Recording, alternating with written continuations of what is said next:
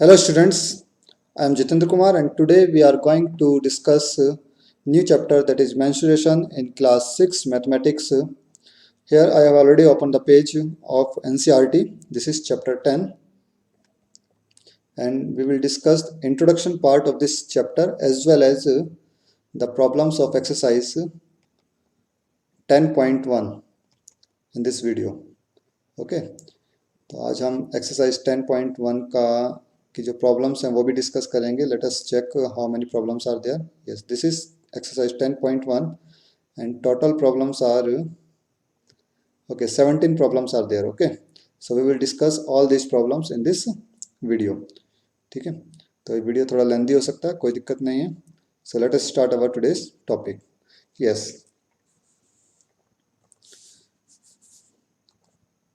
This is mathematics class 6 chapter 10 mensuration. सबसे पहले हम देखते हैं मेंसुरेशन का मतलब क्या है.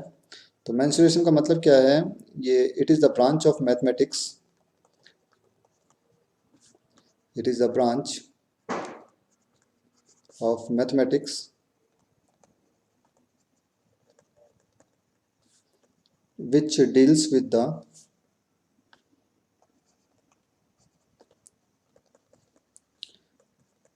study of plane and solid figures. Plane और सॉलिड फिगर्स के बारे में हम यहाँ पे स्टडी करते हैं. ठीक है, उनके डिफरेंट डायमेंशंस के बारे में स्टडी करते हैं, लाइक पेरीमीटर एंड एरिया. ठीक है, so it is the branch of mathematics which deals with the study of plane and solid figures. But in class 6 we will discuss only the area and perimeter of plane figures. हम यहाँ पे सिर्फ area और perimeter ही discuss करेंगे plane figures का. ठीक है, तो पहले हम देखते हैं एरिया क्या होता है. What do mean by the term area. Area means the space occupied by any plane figure is known as its area. कोई भी प्लेन फिगर जो एरिया जो स्पेस ऑक्युपाई करती है that is called its area, वो उसका area होता है. जैसे मैंने यहाँ पे एक रेक्टेंगल बनाया, दिस इज ए रेक्टेंगल, और ये जो ब्लू पार्ट है, ये इतना ब्लू पार्ट जो है कवर कर रहा है ये रेक्टेंगल. ठीक है, तो ये जो ऑक्युपाइड स्पेस है that is called the area of this rectangle, वही इस रेक्टेंगल का एरिया होगा. But mathematically how do we calculate this area, हम मैथमेटिकली किस तरीके से कैलकुलेट करेंगे in terms of numbers, numbers के टर्म्स में कितना है ये. तो इसको कैलकुलेट करने का हमारे पास एक फार्मूला है, वो फार्मूला भी हम आगे डिस्कस करेंगे. सेकंड चीज, पेरीमीटर क्या होता है. Perimeter means the length of boundary line of any figure is known as its perimeter. तो बाउंड्री लाइन जो होती है उसकी total length is called its perimeter. Suppose मैंने यहाँ पे एक फिगर ड्रॉ किया है, तो इस फिगर में जो व्हाइट लाइन हमें दिखाई दे रही है इसकी जो टोटल लेंथ होगी, सपोज ये x है. ठीक, तो and this is y and this is x. x दोनों अपोजिट साइड्स यहाँ पे इक्वल हैं, लेंथ और ब्रेथ इक्वल होती हैं. ये y है तो ये भी y होगा, तो इसका जो टोटल पेरीमीटर होगा obviously x plus y plus x plus y. Okay, this is the perimeter of this figure, ये इस फिगर का पेरीमीटर होगा. ठीक है, मैंने एग्जाम्पल के तौर पे लेकर बताया है. नाउ सब इंपॉर्टेंट फार्मूलाज, अब कुछ इंपॉर्टेंट फार्मूलाज के बारे में पढ़ते हैं रिगार्डिंग रेक्टेंगल एंड स्क्वायर. तो पहले रेक्टेंगल देखते हैं. रेक्टेंगल क्या होता है. रेक्टेंगल कुछ इस तरह की शेप होती है जिसमें अपोजिट साइड जो होती हैं वो इक्वल होती हैं. जो बड़ी साइड होती है दैट इज कॉल्ड लेंथ, इसे हम लेंथ कहते हैं, एल से डिनोट करते हैं, और छोटी साइड को हम बी यानी कि ब्रेथ से डिनोट करते हैं. तो एरिया जो होगा वो क्या होता है इसका, area of rectangle is length multiply breath, length multiply by breath. And similarly the perimeter of rectangle, अगर पेरीमीटर की बात करें रेक्टेंगल का, it will be 2 multiply length plus breadth. 2 multiply length plus breath is the perimeter of rectangle. Okay, and similarly in case of square, अगर हम square की बात करें, स्क्वायर इज ए क्वाड्रिलेटरल, ये एक तरह का क्वाड्रिलेटरल है in which all sides are equal, जिसमें सभी साइड्स इक्वल होती हैं, as well as each angle is 90 degree, जिसमें हर एक एंगल 90 डिग्री का होता है. ठीक है, तो ये क्वाड्रिलेटरल है. ठीक, जिसमें सभी एंगल इक्वल हैं 90 डिग्री के और सभी साइड्स भी इक्वल हैं, देयरफॉर जो इसका स्पेशल नेम है दैट इज कॉल्ड स्क्वायर. अब इसकी सभी साइड्स जो होती हैं वो इक्वल होती हैं. सपोज एस यूनिट की साइड है सभी, then area of square, area जो होता है स्क्वायर का वो क्या होता है, side multiply by side, side multiply by side, and the perimeter of square is 4 multiply by side. ठीक है, तो आई थिंक ये चीज़ समझ में आ गई. दूसरी चीज़, अब मैं यूनिट्स से रिलेटेड कुछ चीज़ बता देता हूँ कि जो पेरीमीटर होता है उसकी यूनिट तो सेम होती है जो भी हमारी साइड की यूनिट होगी, लेकिन जो एरिया होगा किसी भी चीज़ का वो हमेशा स्क्वायर यूनिट में फाइंड किया जाता है। You can also write it as unit square. Okay, तो हम किसी भी तरीके से लिख सकते हैं स्क्वायर यूनिट और यूनिट स्क्वायर। ठीक, पेरीमीटर हमेशा सेम यूनिट में निकलता है, इस चीज़ का ज़रा ध्यान रखना। ठीक, अच्छा आगे चलते हैं। अभी एक्सरसाइज, ओके, एक्सरसाइज 10.1 देखते हैं पहले। तो 10.1 का question number 1, find the perimeter of each of the following figures. यहाँ पे हमें कुछ फिगर्स दिए हैं, we need to find the perimeter of each figure. सभी फिगर्स का हमें पेरीमीटर फाइंड करना है। ओके, तो जल्दी जल्दी मैं यहीं पे करके दिखा देता हूँ। ओके, फर्स्ट फिगर की अगर बात करें तो ये देखिए हमारा 2 सेंटीमीटर है, this is 1, this is 5 and this is 4 centimetre. We just need to add all these sides. हमें इन सभी साइड्स को ऐड करना है to find the perimeter of this figures. तो कितना हो जाएगा फर्स्ट फिगर की अगर बात करें, 4 + 2 6, 6 + 1 7, 7 + 5 12। ओके, तो 12 centimetre, wait, yes, 12 centimetre is the perimeter of first figure. First figure का पेरीमीटर कितना होगा, 12 सेंटीमीटर। ये देखिए मैंने यहाँ पे निकाल के दिखाया। Perimeter of first figure is sum of all the sides, that is 1 + 2 + 4 + 5, that is 12 centimetre. तो आई थिंक ये चीज़ क्लियर होगी सभी को। सेकंड पार्ट देख लेते हैं। इसी तरीके से सेकंड पार्ट का अगर हम एरिया करें तो 23 + 35 + 40 + 35, इन चारों साइड्स को हम ऐड कर देंगे and we get the perimeter of this figure. कितना आता है जरा देख लेते हैं। Sum of all side, that is 23 + 35 + 35 + 40, that is 133 centimetre. This is the perimeter of second figure. Similarly third figure अगर हम देखें एक बार, तो थर्ड फिगर हमारे पास कुछ एक पैरेललोग्राम बन रहा है, 23, 15, 15 एंड 15। ओके, चलिए इसका पेरीमीटर फाइंड करते हैं। पैरेललोग्राम नहीं है एक्चुअल में, तो नहीं 23 नहीं है, 15 दिया है यहाँ पे, 23 गलत दिखा। यस, ये एक्चुअल में रोम्बस होना चाहिए, इसका मतलब है फिगर में कुछ गलती थी। ओके, तो पेरीमीटर मीन्स यहाँ पे sum of all the side, that is 15 + 15 + 15 + 15, that is 60 centimetre. Similarly D part की अगर बात करें तो ये डी पार्ट में हमें पेंटागन दिया है, 4 + 4 + 4 + 4, दैट इज 20 सेंटीमीटर। ठीक है, तो 20 सेंटीमीटर आएगा डी पार्ट का आंसर। एक बार देख लेते हैं यहाँ पे कितना आता है D part. Yes, D part is 4 + 4 + 4 + 4, that is 20 centimetre. Okay, E part को अगर हम देखें तो ई पार्ट में हमें यहाँ पे सभी साइड्स ऐड करनी है, ध्यान से देखना। 1 + 4 + 4, तो 4 + 4 इज 8, 8 + 1 इज 9, और 0.5 ये 1 हो जाता है, तो 9 + 1 10, और 2.5 एंड 2.5 होता है हमारा 5, तो 10 + 5 is 15। It means the 15 centimetre is the perimeter of part E.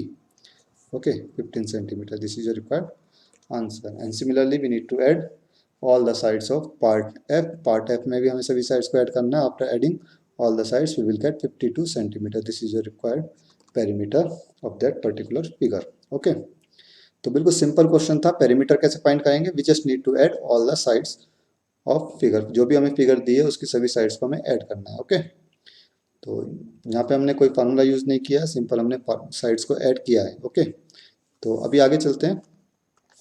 Question number 2. Question number 2 is the lid of a rectangular box of sides 40 centimetre by 10 centimetre. अब देखिए 40 सेंटीमीटर by 10 सेंटीमीटर लिखा है, एक rectangular box है। It means this is the length and this is the breadth. Okay, तो length हमारी box की कितनी है, 40 centimetre, and the breadth is 10 centimetre. Sealed all around with tape, उसे चारों तरफ से जो है सील किया गया है टेप से।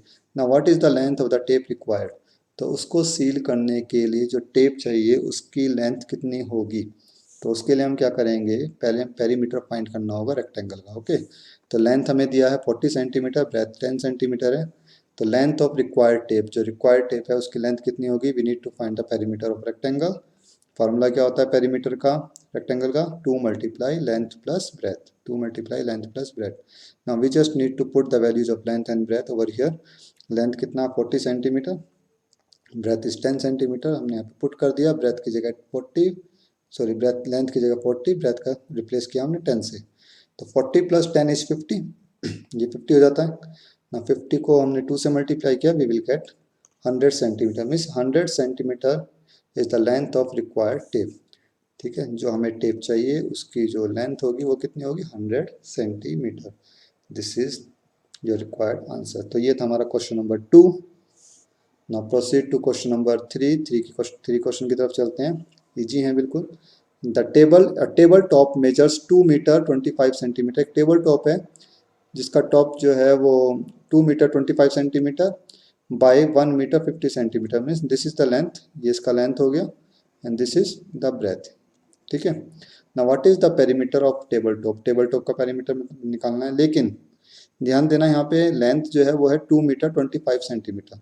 अब 2 मीटर 25 सेंटीमीटर को हम या तो सेंटीमीटर में कन्वर्ट करें, मीन्स सिंगल यूनिट में कन्वर्ट करना है, तो या तो इसे पूरे को सेंटीमीटर में कन्वर्ट करो या मीटर में। तो हमने क्या किया, यहाँ पे मीटर में कन्वर्ट किया है। कैसे कन्वर्ट किया है कि 2 मीटर तो ऑलरेडी है, हमने इसको कन्वर्ट किया 100 से डिवाइड करके। तो after converting it will become 0.25, that is 2.25 metre. Okay, इस तरीके से हमने यहाँ पे से कन्वर्ट किया।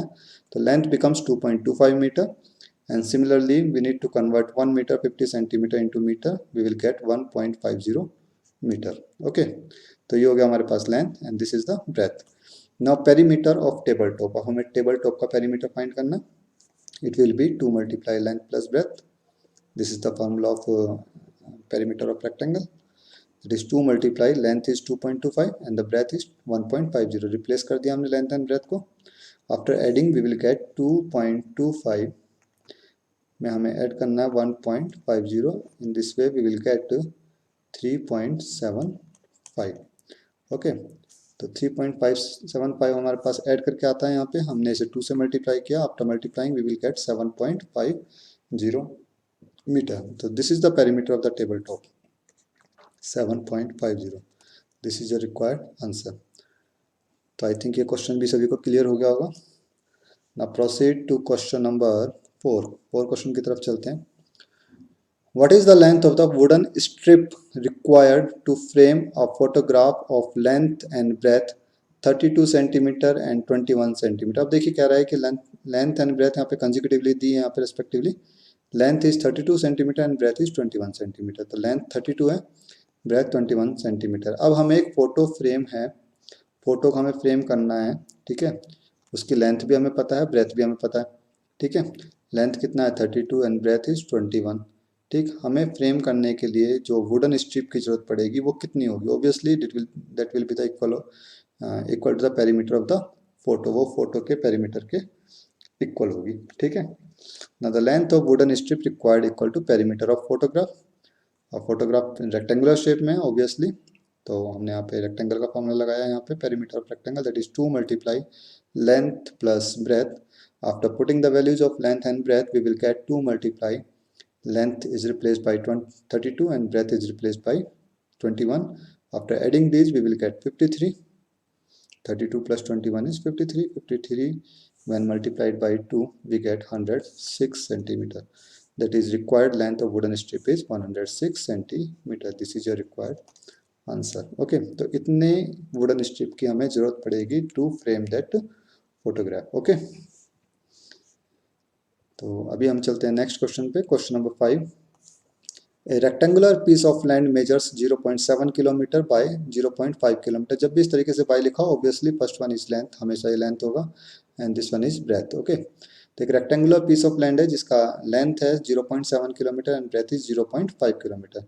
Each side is to be fenced with 4 rows. अब देखिए उस लैंड को हमें ना चारों तरफ से फेंसिंग करनी है, लेकिन 4 टाइम्स करनी है। ठीक है, 4 बार हमें फेंसिंग करनी है, 1 time 2 time 3 time and 4 time. Okay, in this way.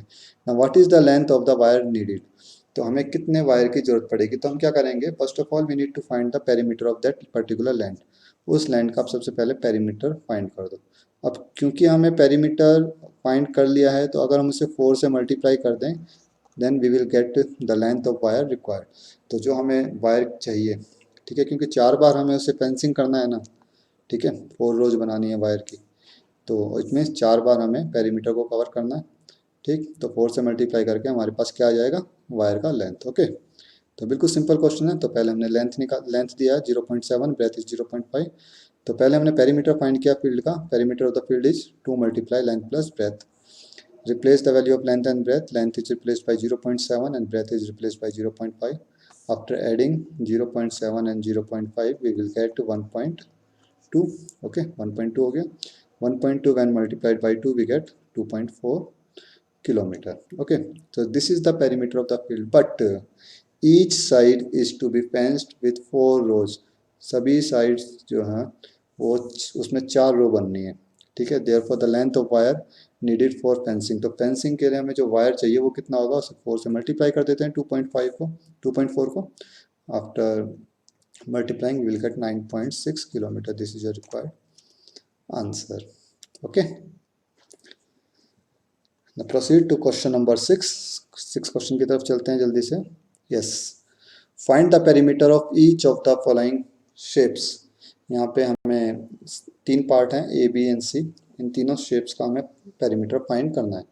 A triangle of side 3 centimetre 4 centimetre and 5 centimetre. एक ट्राइंगल है. अब ट्राइंगल की हमें तीनों साइड्स हमें दे दी, एक है हमारे पास 3, एक 4 और एक 5. तो हम क्या करेंगे, तीनों साइड्स को ऐड कर देंगे, we get the perimeter of that particular triangle. therefore perimeter of triangle is 3 plus 4 plus 5, that is 12 centimeter. this is the answer of first part. second part देखते हैं. an equilateral triangle of side 9 centimeter. एक equilateral triangle है जिसकी side है 9 centimetre. Equilateral triangle क्या होता है, जिसकी तीनों साइड इक्वल होती है, 9 9 9, तीनों साइड्स इक्वल है. obviously since side is 9 centimeter, the perimeter of equilateral triangle is 3 multiply side, or you can also find it as 9 plus 9 plus 9. तीनों को एक ऐड कर दो इस तरीके से, 9 plus 9 plus 9 we get 27, और या फिर 3 से मल्टीप्लाई कर दो, that is 27 centimeter. this is a required answer. now proceed to C part. C part is an isosceles triangle. एक isosceles triangle है. isosceles triangle is that triangle in which two sides are equal, जिसमें कोई भी दो sides equal होती हैं. suppose ये side इस side के equal है 8 centimeter 8 centimeter and the third side is 6 centimeter. तो पेरीमीटर कितना होगा, perimeter is 8 plus 8 plus 6, that is 22 centimeter. this is a required answer. okay, now proceed to next question. next question की तरफ चलते हैं अभी हम. question number 7.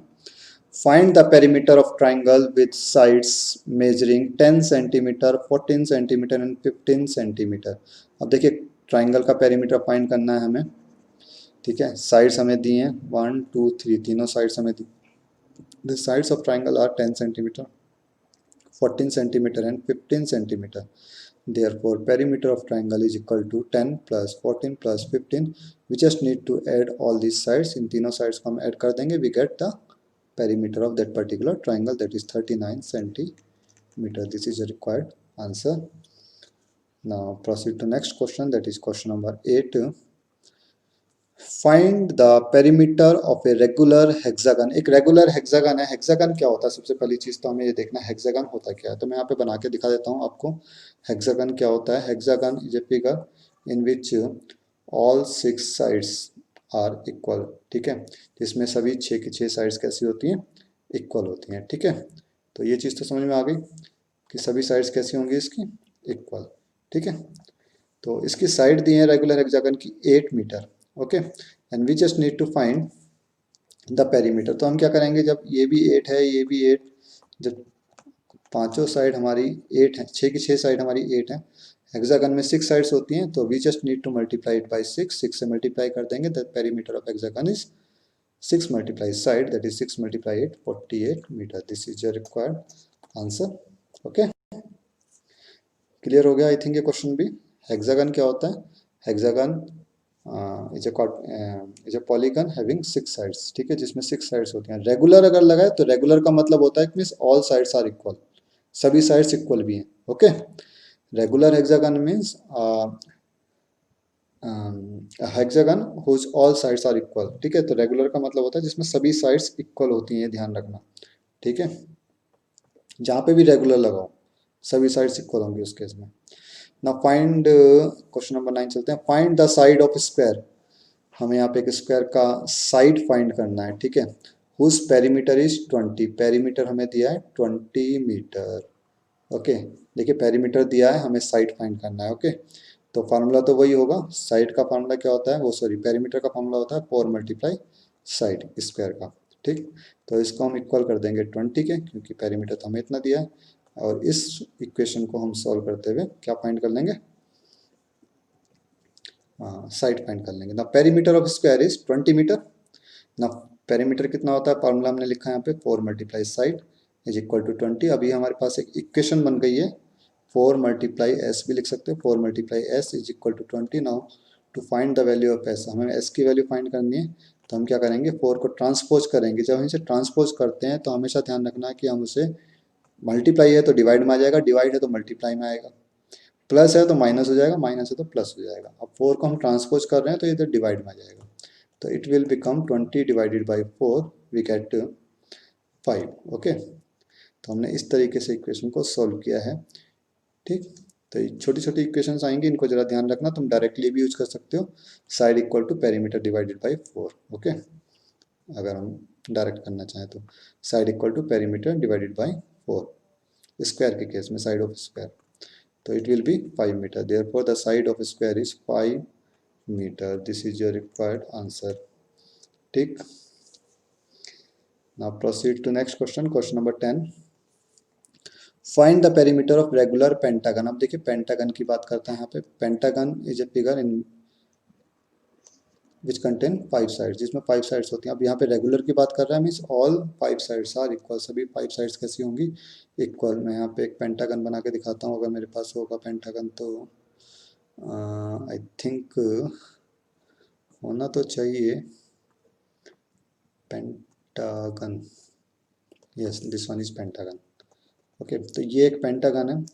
तो इसमें बताया गया है कि सभी जो साइड्स हैं पेंटागन की वो कैसी हैं, इक्वल हैं। ओके, क्योंकि ये रेगुलर फिगर है तो इसकी सभी साइड्स जो होंगी ऑब्वियसली इक्वल होंगी। हमने मान लिया कि सभी साइड जो एस है, S S S S N S. ठीक, तो अगर हम 5 से मल्टीप्लाई करते हैं साइड को तो we will get the perimeter. और पेरीमीटर कितना है हमारा 100। ठीक है, 100 के इक्वल रख दिया। To get the value of S, side अगर हमें फाइंड करनी है तो हम 5 से डिवाइड कर देंगे, तो it will become 100 divided by 5। 100 को डिवाइड करेंगे 5 से, वी विल गेट 20।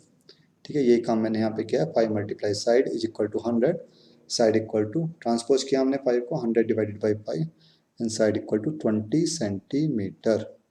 ठीक है, जिनको ये क्वेश्चन समझ में नहीं आ रहे हों तो वो आप मेरे से बाद में भी पूछ सकते हो। ठीक है, ड्यूरिंग द लाइव क्लास, कोई दिक्कत नहीं है। Find the therefore the side of pentagon is 20 centimetre. थोड़ा टिपिकल टॉपिक तो होता है, फार्मूला बेस्ड है। फार्मूला को कैसे अप्लाई करना है, क्योंकि फर्स्ट टाइम तुम्हारी 6th क्लास में फर्स्ट टाइम तुम्हारे पास आता है कि हम फार्मूले को किस तरीके से अप्लाई करें किसी भी क्वेश्चन में।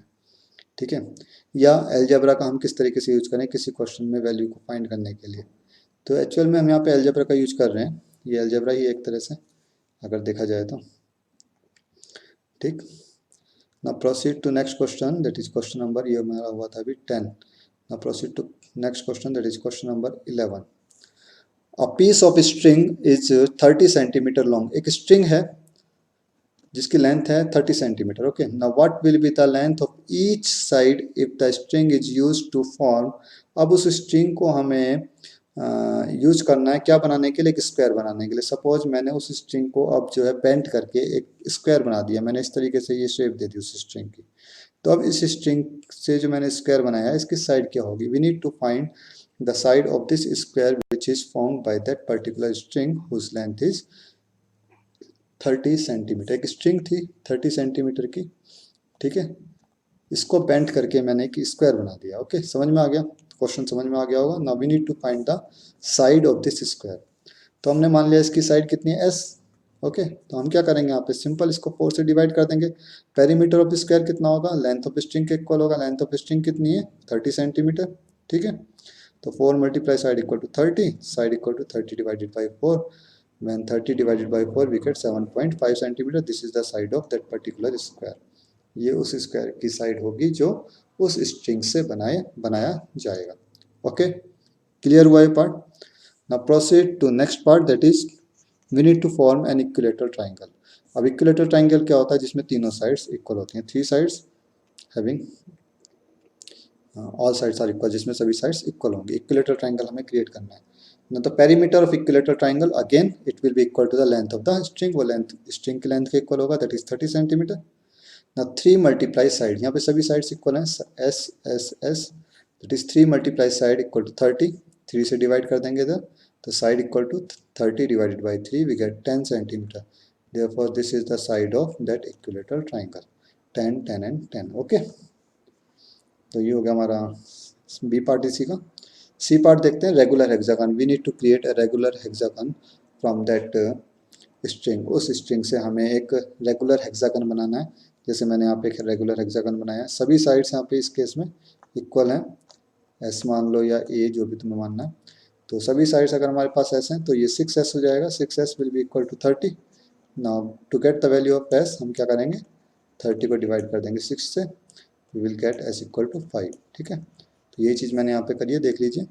Perimeter of regular hexagon equal to 30 centimetre, 6 multiply side is equal to 30. To get the value of side, we need to divide it by RHS by 6. The side equal to 30 divided by 6, that is side equal to 5 centimeter. This is the side of that particular regular hexagon which is formed by using that string. हमने उस string का use करके जो regular hexagon बनाया है उसकी side है 5 centimetre. Okay, तो ये 3 पार्ट थे, तीनों पार्ट अच्छे थे। ठीक, तो हमेशा ध्यान रखना जब भी हम किसी वायर या किसी स्ट्रिंग को बेंड करके कुछ भी चीज़ बनाएंगे, ठीक, तो हमेशा जो चेंज आएगा वो आएगा हमेशा एरिया में। एरिया चेंज हो सकता है उस फिगर का, लेकिन पेरीमीटर हमेशा कांस्टेंट रहेगा। Perimeter remains always constant when we formed different figures using a wire. किसी भी वायर या स्ट्रिंग का यूज करके जब भी हम डिफरेंट फिगर्स बनाएंगे, पेरीमीटर उन फिगर्स का हमेशा सेम होगा। चेंज किस में आएगा, हमेशा हमेशा जो चेंज आएगा वो होगा उसके एरिया में। ये हमेशा ध्यान रखना है। ठीक, एरिया भी हमारे पास एक एरिया से रिलेटेड कोई भी क्वेश्चन नहीं आया, वो नेक्स्ट एक्सरसाइज में आएंगे एरिया से रिलेटेड क्वेश्चंस। तो अभी चलते हैं नेक्स्ट क्वेश्चन पे, question number 12। Question number 12 is two sides of a triangle are 12 centimetre and 14 centimetre. अब देखिए क्वेश्चन में कह रहा है कि टू साइड्स हमें दिए हैं, that is 12 centimetre and 14 centimetre. The perimeter of triangle, triangle का पेरीमीटर भी हमें दिया है कितना, 36 centimetre. What is the length of third side, third side की लेंथ हमें बतानी है। तो टू साइड्स हमें दिए हैं, हमने एक को ए मान लिया। Two sides of triangle are A equal to 12 centimetre and B equal to 14 centimetre. Let कर लेते हैं, the third side is C centimetre. Third side को हमने सी मान लिया। And perimeter of triangle is 36। Perimeter कितना दिया हमें, देखिए यहाँ पे 36 दिया है। ओके, तो 36 हो गया। पेरीमीटर कितना होगा, A plus B plus C, तीनों साइड्स को हम इक्वल ऐड कर देंगे। Add A plus B plus C. A हमारा है 12, बी हमारे पास 14 है एंड सी हमें फाइंड करना है। 12 प्लस 14 इज 26, ये 26 हो गया। 26 प्लस सी, अब क्या किया हमने, अब देखो 26 प्लस सी इक्वल टू 36 ही हो चुका है हमारे पास।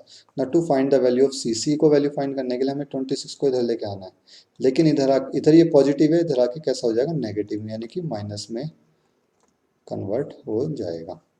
That is C equal to कितना हो गया, इट विल बी 10 सेंटीमीटर। तो सी आ गया हमारे पास 10 centimetre. Hence the length of third side is 10 centimeter. This is your required answer. Okay, simple question है बिल्कुल, कोई दिक्कत नहीं है इसमें भी किसी को। एक बार प्रैक्टिस करोगे तो इजी हैं बहुत क्वेश्चंस, किसी को कोई प्रॉब्लम नहीं आएगी, मुझे पता है। You all are very intelligent. Problem number 13, yes 13 question देखते हैं। Question number 13, question number 13 is find the cost of fencing a square park. Important question है, ठीक है, इस तरह के क्वेश्चन अक्सर एग्जाम्स में पूछे जाते हैं। Find the cost of fencing a square park. एक स्क्वायर पार्क है, उसको फेंस करना है, उसकी टोटल कॉस्ट हमें फाइंड करनी है। करेंगे, देखते हैं आगे। Square park of side 15 centimetre, फिर 250 मीटर, जिसका साइड हमें दिया है 250 मीटर। स्क्वायर पार्क का साइड हमें दिया है 250 मीटर। और किस रेट से हमें फेंसिंग करनी है, रेट है हमारा ₹20 पर मीटर, यानी कि 1 मीटर को फेंस करने की जो कॉस्ट है वो है ₹20। ओके, तो पहले हमें पेरीमीटर फाइंड करना होगा, क्योंकि फेंसिंग करनी है तो फेंसिंग के लिए सिर्फ जो बाउंड्री लाइन है सिर्फ उसी का यूज होगा। ओके, तो side of square is 250 metre, therefore the perimeter of square that is perimeter of park is 4 multiply side 4 into 250 that is 1000 metre. ये आ गया perimeter. Now we need to find the cost of fencing. अब देखो rate of fencing कितना दिया है, ₹20 per metre. Rate of fencing is ₹20 per metre. पर metre का मतलब होता है कि 1 मीटर को फेंस करने की कॉस्ट है ₹20। हमें कितने मीटर को फेंस करना है, हमें 1000 मीटर को फेंस करना है। तो 1000 मीटर को फेंस करने की कॉस्ट कितनी होगी, 20 से मल्टीप्लाई कर देंगे 1000 को इस तरीके से। Okay, in this way we will get the answer, that is 20 multiply 1000, that is 20,000 is the total cost of fencing. This is your required answer. Okay, rate को हमें मल्टीप्लाई करना होता है, सिंपल। ओके, आगे चलते हैं क्वेश्चन नंबर 14 पे। Find the cost of fencing a rectangular park of length 175 centimeter and breadth 125 meter at a rate of rupees 12 per meter. Okay, again we need to find the cost. हमें cost find करनी है फिर से, लेकिन इस case में rectangular park है। rectangular park की length हमें दी है 175 and breadth is 125. तो length is 175, breadth is 125 meter। ठीक है, सेंटीमीटर दिया है यहाँ, मीटर दिया है। एक मिनट, पहले बुक में जरा कंफर्म कर लेते हैं। क्वेश्चन नंबर 14, ठीक, 14 क्वेश्चन, यस, ये 175 मीटर दिया है, तो हमने वहाँ पर थोड़ा गलत लिखा, उसे सही कर लेते हैं। This is 175 metre. ओके, तो breadth is 125 metre, then perimeter of rectangular park is 2 multiply length plus breadth, that is 2 multiply 175 plus 125. After adding 125 and 175 we will get 100, 300 को हमने 2 से मल्टीप्लाई किया, we will get 600 metre. This is the perimeter of that particular park. उस rectangular park का perimeter आ गया, rectangular park है उसका पेरीमीटर आ गया हमारे पास कितना, 600 मीटर। अभी से फेंस करना है, लेकिन किस रेट से, 1 मीटर को फेंस करने की कॉस्ट है ₹12, लेकिन हमें जो फेंसिंग करनी है वो 600 मीटर में करनी है। तो 600 मीटर को फेंस करने की कॉस्ट कितनी होगी, ₹12 को मल्टीप्लाई कर देंगे 600 से। In this way we will get the answer, that is 12 to 6 is 7200, 7200। तो ये हमारा आंसर आ जाएगा यहाँ पे। Rate of fencing is ₹12 per metre and the total cost of fencing is equal to 12 multiply 600, that is ₹7200। This is your required answer. Okay, तो इस तरीके से हम फाइंड करते हैं। ध्यान रखना, कॉस्ट वगैरह अगर क्वेश्चंस आएंगे तो किस तरह से करना है उसे। Now proceed to next question, question number 15। Question number 15 is Sweety runs around a square park. Sweety एक स्क्वायर पार्क की तरफ चक्कर लगाती है और जिसका साइड है 75 मीटर। ओके, स्क्वायर पार्क का साइड हमें दे दिया। And Bulbul runs around a rectangular park with length 60 metre and breadth 45 metre. Bulbul एक रेक्टेंगुलर पार्क के चारों तरफ चक्कर लगाती है, दौड़ती है, और उसकी लेंथ कितनी है रेक्टेंगुलर पार्क की, 60 metre and the breadth is 45 metre. Who covers less distance. तो जो स्क्वायर पार्क है उसके चक्कर तो लगा रही है स्वीटी। ठीक है, square park, this is a square park and Sweety runs around it. Okay, Sweety इसके चारों तरफ रन करती है। Side of square is 75 metre, perimeter of square is 4 multiply side, that is 4 multiply 75, 300 metre. It means the distance covered by Sweety. Sweety जो distance cover करती है वो है 300 मीटर। ये स्वीटी की डिस्टेंस हो गई 300 मीटर। ओके, नाउ हेडिंग लिखी हमने यहाँ पे रेक्टेंगुलर पार्क, और rectangular park length is 60 metre and the breadth is 45 metre. Now the perimeter of rectangular park is 2 multiply length plus breadth. After putting the values of length and breadth we get 2 multiply 105 and after multiplying we get 210. City 300 metre distance cover करती है and the other one is Bulbul. Bulbul covers 210 metre. Who covers less distance, किसने कम distance cover की, obviously since 210 is less than 300 then Bulbul covers less distance. Distance covered by Bulbul is 200 metre, hence Bulbul covers less distance. Bulbul ने ही कम distance cover की है since 200 is less than 300 metre. Okay, clear हुआ सभी को भाई। 210 जो है वो 300 से कम है, तो ऑब्वियसली बुलबुल कवर्स लेस डिस्टेंस, बुलबुल कम डिस्टेंस कवर कर रही है as compare to Sweety. Now proceed to next question, question number 16। What is the perimeter of each of the following figures. इन सभी फिगर्स का हमें पेरीमीटर फाइंड करना है। Now what do you infer from the answer. उसके बाद ये भी बताना है कि आंसर से हमें क्या पता लगता है। तो देखिए, फर्स्ट फिगर में अगर हम देखें तो फर्स्ट फिगर एक स्क्वायर है जिसकी सभी साइड्स यहाँ पे इक्वल है, तो इसका एरिया सॉरी पेरीमीटर आएगा 25 को हम 4 से मल्टीप्लाई कर देंगे। In this way will get 100 metre. Okay, centimetre, sorry 100 centimetre. Similarly second figure is a rectangle, ये एक रेक्टेंगल है, 30 सेंटीमीटर उसकी लेंथ है, 20 सेंटीमीटर ब्रेथ है। तो इसका एरिया आ जाएगा तुम्हारा, ऐड भी करोगे तो भी हम डायरेक्ट निकाल सकते हैं, 30 + 20 = 50, 30 + 20 = 50, 50 + 50 इज अगेन 100 मीटर आएगा यहाँ पे। मैंने यहाँ पे नीचे फाइंड करके दिखाया, perimeter of first figure that is square, 4 × side, 4 × 25, 100 centimetre. Perimeter of rectangle B part, 2 × length plus breadth that is 2 × 40 + 10, 40 + 10 is 50, it will again 100 centimetre. C part देखते हैं, 40 40 10 10, तो ये हो जाएगा तुम्हारा 2 × 40 is length and 10 is breadth that is 2 × 50 again 100 centimetre. और third part में देखेंगे तो 30 + 30 + 40 इट विल अगेन 100 सेंटीमीटर, ये भी 100 आएगा डी पार्ट। तो सबका आंसर हमारा 100 आ रहा है यहाँ पे। सी पार्ट में भी 100 आता है हमारा, एंड जो हमारा डी पार्ट है that is triangle, perimeter of triangle 30 + 30 + 40 that is 100 centimetre. अब हमें क्या पता लगा, इन चारों पार्ट को करने के बाद जब हमने इनका पेरीमीटर फाइंड कर लिया तो हमें क्या पता लगता है, all the figures have same perimeter, इन सभी फिगर्स का सेम पेरीमीटर है। ओके, तो ये हमें चीज़ इस क्वेश्चन को करने के बाद पता चली है। Now proceed to next figure, next question, that is question number 17. Avneet buys 9 square paving slabs. Avneet जो है 9 स्क्वायर पेविंग स्लैब्स जो है स्क्वायर शेप में कुछ पेविंग स्लैब्स हैं उनको परचेज करता है, बाय करता है, each with a side of 1/2 metre, और सभी की साइड जो है 1/2 मीटर है। यानी कि ये एक स्लैब है और स्लैब की जो लेंथ है, साइड है, वो 1/2 मीटर है। Okay, he lays them in front of a in the form of a square. उनको पहले उसने उन 9 स्लैब्स को एक स्क्वायर की शेप में पुट किया, जैसे यहाँ पे इस केस में यहाँ पे पुट कर रखा है 1 2 3 4 5 6 7 8 9। Okay, now what is the perimeter of his arrangement. तो ये जो हमारा स्क्वायर अरेंजमेंट है ये अवनीत ने किया है, तो अवनीत ने जो अरेंजमेंट किया है स्क्वायर अरेंजमेंट, उसका पेरीमीटर कितना होगा। अब देखिए इसकी साइड कितनी है, पहले मैं बता देता हूँ।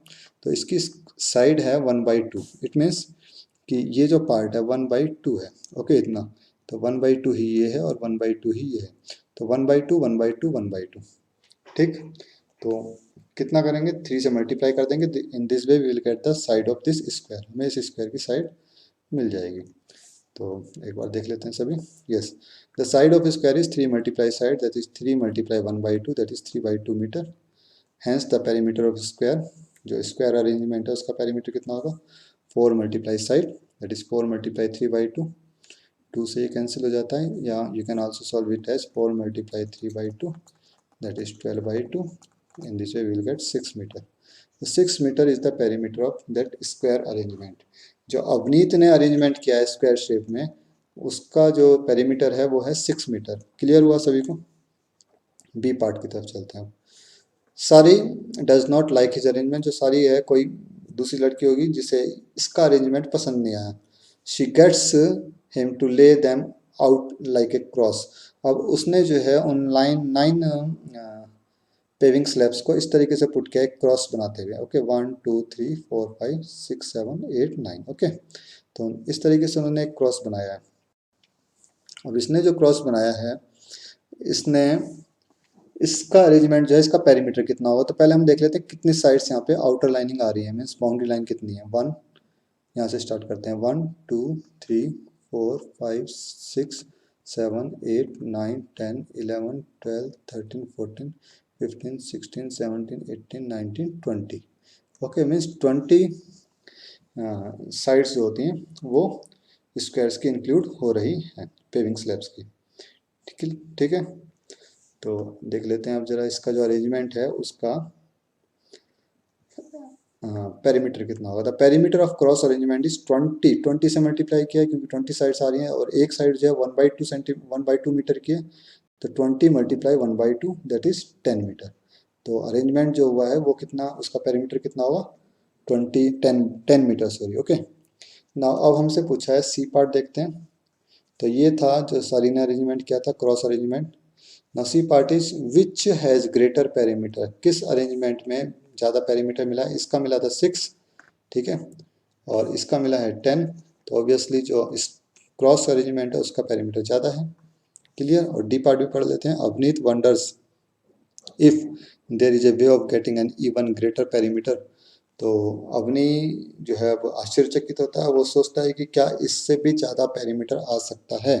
Can you find A way of doing this, क्या तुम इस तरह का कोई तरीका फाइंड कर सकते हो पेविंग स्लैब्स को अरेंज करने का, जिससे कि जो अरेंजमेंट है उसमें ज़्यादा पेरीमीटर आए, ठीक है, 10 से ज़्यादा हो।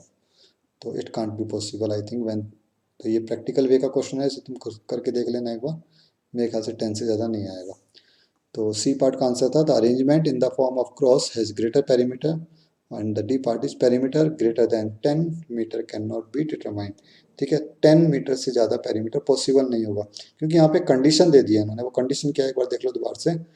The paving slabs must meet along complete edges. तो पेविंग स्लैब्स है, उनकी जो एजिज हैं वो पूरी तरीके से मिली होनी चाहिए, मीन्स कॉर्नर नहीं मिलना, सिर्फ उनकी एक एज मिली होनी चाहिए। ठीक है, समझ में आ गया।